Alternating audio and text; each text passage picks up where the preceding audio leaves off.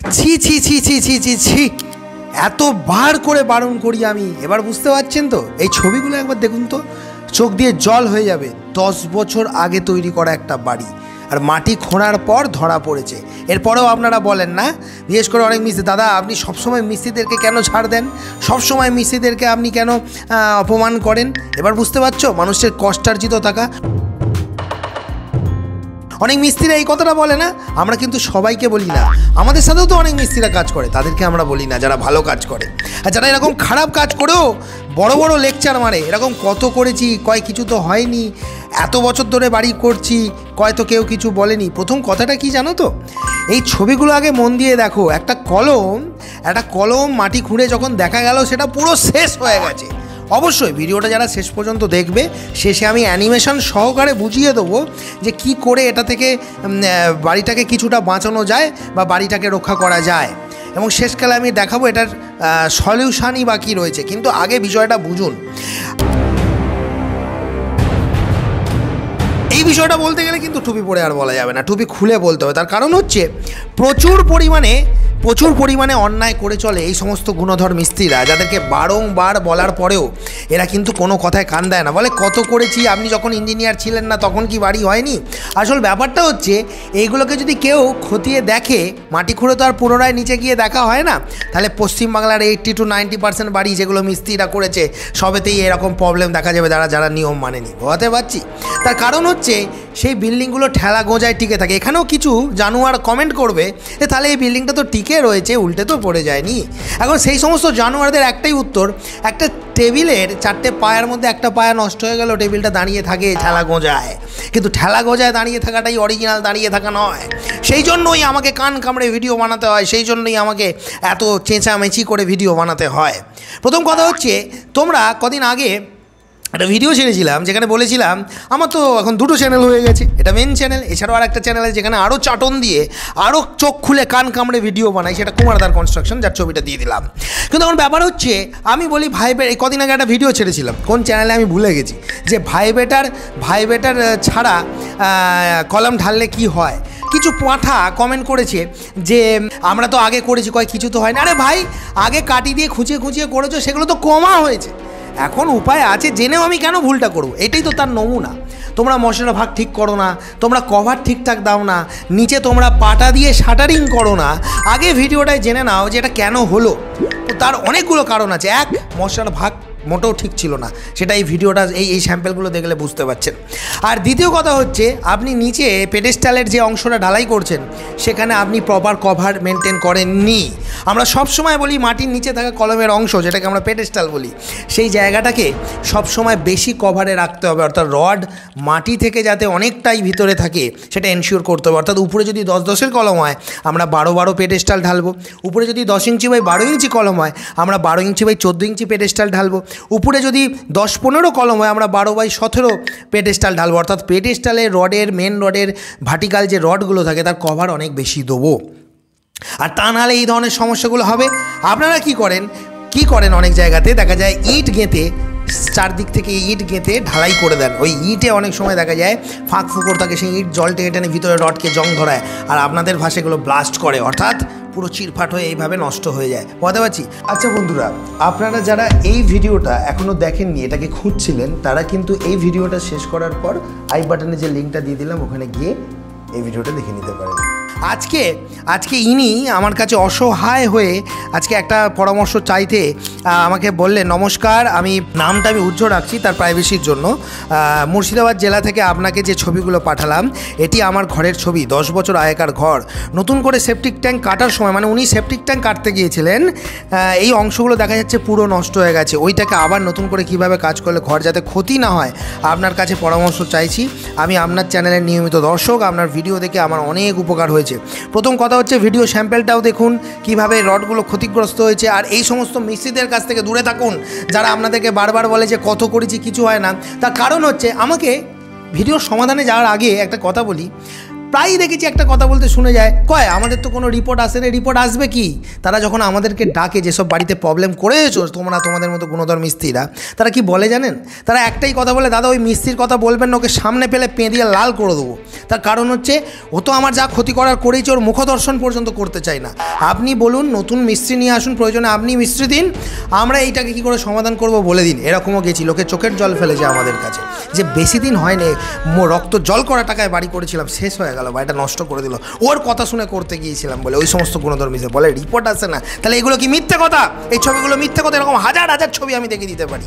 চলুন, ভিডিওটা যেহেতু অনেক লম্বা হবে বা আপনারা হয়তো বিরক্ত হতে পারেন, তাই জন্য আমি অ্যানিমেশন কিছু বানিয়েছি, যে অ্যানিমেশনগুলো আমি দেখাবো, যে অ্যানিমেশনগুলো দেখে বোঝার চেষ্টা করুন।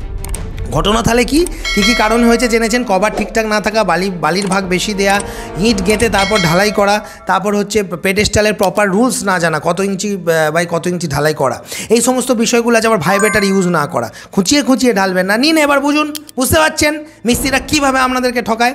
তো সবাইকে তো বলছি না, যারা ভালো মিস্ত্রি আমাদের আন্ডারেও তো অনেকেই তো বলে, তাহলে দাদা আপনি যে এইভাবে চিৎকার চেঁচামেচি করেন, আপনাদের মিস্ত্রিরা আপনার উপর রাগ করে না কেন? রাগ করবে, তারা তো জানে কুমারদের যে কটা কথা বলছে অক্ষর অক্ষরে সত্য।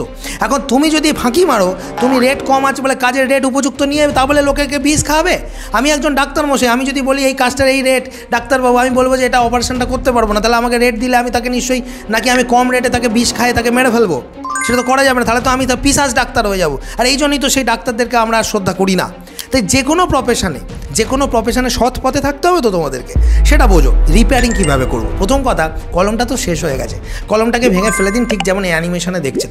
এমন অবস্থায় অনেকেই ভাববে যে দাদা টেবিলের একটা পায়াকে যদি ভেঙে ফেলে দিই, টেবিলটা তো জুস করে মুচকে পড়বে।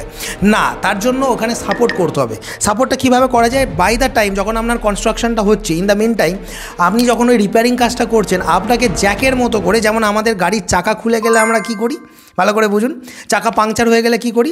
চাকাটাকে খুলে বার করে জ্যাক দিয়ে লাগানো থাকে, সেই অবস্থায় নতুন চাকা লাগানো হয়, বুঝতে পারছি তো? আমরা রিপ্লেস করার সময় জ্যাকের সাপোর্টে ওটাকে ঝুলিয়ে রাখি, তারপর ওটাকে চাকাটাকে রিপ্লেস করে দিই। ঠিক সেরকমই এই অবস্থায় আমাদেরকে জ্যাকের মতো করে দুদিক থেকে, মানে আমি যদি পাশাপাশি এল মানে দুদিকের দুটো এলের দুটো বাহু, অর্থাৎ এদিকের দেয়াল আর এদিকের দেয়াল, যেটা তীরচিহ্ন দিয়ে দেখাচ্ছি অ্যানিমেশনে, দেখেন এই দুটো জায়গায় আপনাকে কি করতে হবে? নিচে ঢালাই দিয়ে 30, 25, 20, 15, 10 অন্তত 5 ফুট করে, ওদিকে একটা 5 ফুটের দেয়াল, এদিকে একটা 5 ফুটের দেয়াল ওই টাই বিমে ঠেকিয়ে দিতে হবে। এমতো অবস্থায় যেই আপনি টাই বিমে ঠেকাবেন, তারপর আপনি এগুলো ভাঙাভাঙি করবেন, আপনি আগেই ভেঙে ফেলছেন, এটা কিন্তু ভুল। তো ঠেকাবেন, তাহলে টাই বিমটা সাপোর্ট পেয়ে গেল, অর্থাৎ টেবিলের একটা পা ভেঙে গেছে, আমি নতুন করে কাঠের পায়া লাগানোর আগে টেবিলটাকে দুদিক থেকে সাপোর্টে রাখলাম, এই অবস্থায় পেরেক ঠুকে পায়া লাগাবো, তাই তো? আচ্ছা বন্ধুরা, আপনারা যারা এই ভিডিওটা এখনও দেখেননি, এটাকে খুঁজছিলেন, তারা কিন্তু এই ভিডিওটা শেষ করার পর আই বাটনে যে লিঙ্কটা দিয়ে দিলাম, ওখানে গিয়ে এই ভিডিওটা দেখে নিতে পারেন। ঠিক সেরকমই আমি কি করলাম, টাই বিমের নিচে দুদিক থেকে গাঁথনি 5 ফুট করে গেঁথে ঠেকিয়ে দিলাম। এই অবস্থায় বিল্ডিংটা ওদিকে মুচকে পড়বে না, হেলে পড়বে না, বাকি বিল্ডিংয়ের বিভিন্ন অংশে ক্র্যাক ডেভেলপ করবে না। পশ্চিমবাংলা কেন, ভারতবর্ষের কোনো চ্যানেল এই সব বলে না, তাই জন্যই ইঞ্জিনিয়ার কিংশুক কুমারের ভিডিও দেখার জন্য লোকে ভিড় করে। এবার বুঝুন, এই অবস্থায় আপনার কাজ হবে নিচে পুনরায় ভিত করে কলম দাঁড় করা। অনেকের মনে এই প্রশ্নটা হবে, দাদা আপনি একটু দেখিয়ে দিন তো কীভাবে করবো। দেখিয়ে দিচ্ছি। প্রথম কথা হচ্ছে, ওই জায়গাটা বড় করে খুঁড়ে আপনি 4x4-এর গর্ত যেরকম হয় সেরকমই, যেটা পুনরো ঢালাই ছিল, সেই ঢালাইটাকে যদি ভাঙতে পারেন খুব ভালো কথা। যদি ভাঙতে না পারেন, অন্তত ওই পেডেস্টাল থেকে, মানে ওই ট্যাপারের নিচের অংশটা, মানে ট্যাপার যদি করা থাকে সেটাকে ভেঙে সমান করে দিন, ফ্ল্যাট বেসটা বার করুন, তার উপরে নতুন করে রড বেঁধে আবার আপনি 1 ফুট কি 1.5 ফুট মোটা ঢালাই দিন। তার উপর থেকে যে কলমের গোড়ার অংশটা, যেটা পেডেস্টাল বলে, সেই অংশটাকে ঢালাই করার জন্য তুলতে হবে। এবার এই জায়গায় এটা একটা মিনি কলম ফাউন্ডেশন হবে, এখানে কিন্তু ফুল কলম আর তুলতে পারবেন না। ফুল কলম তুলতে গেলে কিন্তু টোটালটাই কিন্তু নষ্ট হয়ে যাবে। আর যাদের এটা মিনি কলম ছিল, পুনরায় আবার একটা মিনি কলম হবে, কিন্তু এখানে একটা শর্ত আছে, কলমটা কিন্তু আর আগের মতো 10 ইঞ্চি বাই 10 ইঞ্চি করলে আপনি মশলা ঢোকাতে পারবেন না। ঠিক ছবিটাতে ভালো করে বুঝে দেখুন, এখানে আমরা কলমটা কিন্তু আগের থেকে অনেক বড় করব, তার মানে প্রায় 15 ইঞ্চি বাই 15 ইঞ্চি। তার ফলে কি, এবং তার রড বাইন্ডিংটাও আলাদা হবে। ধরুন আপনার এখানে 8টা রড আছে, তার মধ্যে 4টে 16, 4টে 12 হতে পারে, 8টা 16 হতে পারে, 8খানা রড উঠেছে। এবার আমার তো দরকার ছিল 10 ইঞ্চি বাই 10 ইঞ্চি, শুধুমাত্র দুটো টাই বিম যেখানে এসে মিশেছে অ্যানিমেশনে দেখুন ওই জায়গায় সাপোর্ট দেয়া, কিন্তু ওই জায়গায় সাপোর্ট দিলে আমি মশলাটা ঢালবো কী করে? তো তার জন্য আমরা কি করি, আমরা কলমটাকে বড় করে করি। এবার অনেকেই বলে দাদা টাইল বিমটা তো আমরা ভেঙে ফেলেছি, উপর থেকেও ঢালা যায়, উপর থেকে ঢালা গেলেও বড় করেই করুন। এবার আপনারা সাইড থেকে ভাইব্রেটার ঢুকিয়ে মশলা চারিদিক থেকে প্যাকিং করে দিন, কলমটা তৈরি হয়ে গেল। কলমটা তৈরি হওয়ার সাথে সাথে কলমের উপরে যে টাই বিমের রডগুলো এসে মিশেছিল সেইগুলো ডালাই করে দিন। তারপরের যে কোনটা যদি মিনি কলম থাকে ইঁট গেঁথে রিপেয়ার করে দিন, আর যদি ফুল কলমের বাড়ি থাকে তাহলে উপরের কলমের যে অংশটা ছিল সেই কলমের নিচে যে রডগুলো বেরিয়েছিল সেগুলো সব একসাথে ঢালাই হয়ে যাবে। ওই জন্যই তো বড় করে পেডেস্টালটা ঢালাই করতে বলেছিলাম। তো এখানে অনেকেই বলে দাদা এটা কি আর আগের মতো সেই জুড়ে যাবে? আগের মতো না জুড়লেও বিল্ডিংটা ওই জায়গায় সাপোর্ট পেয়ে গেল, অর্থাৎ টেবিলের পায়াটা আর আগের মতো না হলেও ওই জায়গায় কিন্তু একটা নতুন পায়া গজিয়ে যাওয়ার ফলে দিয়ে দেওয়ার ফলে ওটা কিন্তু ভেঙে ঢুকে যাবে না, অর্থাৎ বিল্ডিংটা আরও বেশ কিছু বছরের জন্য টিকে যাবে। তো এই ভুলগুলো থেকে যাতে আপনারা সচেতন থাকতে পারেন তাই জন্য এখন থেকে চোখ কান খুলে রেখে এই ধরনের চ্যানেলগুলো রোজ দেখতে থাকুন, যার ফলে আপনাদের বাড়ি নির্মাণ কিন্তু মজবুত হবেই হবে।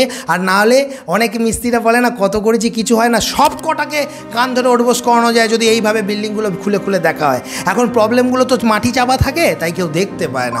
এইটা আজকে চোখের সামনে তোলার জন্যই আজকে এই গণ্ডগোলে যাতে আপনার সাথেও না হয় এগুলো দেখুন মনোযোগ দিয়ে। অনেকেই মনে করে যে এই যে কিংশুক দা, কুমার দা, আপনারা আমাকে যে নামেই ডাকেন না কেন, এনার সাথে যোগাযোগ করবো কী করে বা এই কুমার স্যারের সাথে যোগাযোগ করবো কী করে? আমাদের যে হোয়াটসঅ্যাপ নাম্বারটা আছে ওখানে লিখুন যে স্যারের সাথে একটা অ্যাপয়েন্টমেন্ট চাই বা স্যারের সাথে কথা বলতে চাই। আমাদের টিমের তরফ থেকে একটা বারকোড পাঠানো হয়, সেখানে ন্যূনতম 100 টাকা একটা ফিজ নেওয়া হয় আমার সাথে সরাসরি আপনার সমস্যার বিষয়ে আলোচনা করার জন্য। সমস্যা বাড়ি নির্মাণের বিষয়ে বহু রকম হতে পারে। যারা সাধারণ মানুষ, যাদের মনে হচ্ছে যে পয়সা খরচা করতে পারবো না, বেশি টাকা লাগে ইঞ্জিনিয়ারকে বাড়িতে ডেকে আনার জন্য, ছোটো ছোটো বিষয়গুলো সাজেশন নেওয়ার জন্য আপনি অনলাইনেই শুধুমাত্র 100 টাকা খরচা করে 10 মিনিটে আমার সাথে পরামর্শ নিয়ে আপনার বাড়িটাকে সুন্দর করতে পারেন। তবে দেখুন, কুমার কনস্ট্রাকশনের নাম ভাঙিয়ে কিন্তু অনেকেই আপনাদেরকে বিভ্রান্ত করতে পারে। আমাদের যে হোয়াটসঅ্যাপ নাম্বারটা যেটা পিছনে চলছে 9933158899, এটাই আমাদের ব্যক্তিগত নাম্বার। এখানেই আপনারা প্ল্যান বানানোর জন্য বা অন্য যে কোনো বিষয়ে যোগাযোগ করবেন। তবে হ্যাঁ, আমাদের এই গেম চেঞ্জিং ভিডিওগুলো পেতে আমাদের কুমার কনস্ট্রাকশনের এই ইউটিউব চ্যানেলটি সাবস্ক্রাইব করে রাখলে আপনাদের বাড়ি কিন্তু ভালো হবেই। তবে আপনাদের স্ক্রিনের সামনে এই যে দুটো ভিডিও চলে লাগিয়ে দেখুন, আর মাঝের এই সাবস্ক্রাইব বাটনটি ক্লিক করলে আমি ভিডিও ছাড়ার সাথে সাথেই পাবেন, যার কারণে বাড়ি নির্মাণের বিষয়ে আর কেউ কোনোদিন আমাদের ঠকাতে পারবে না।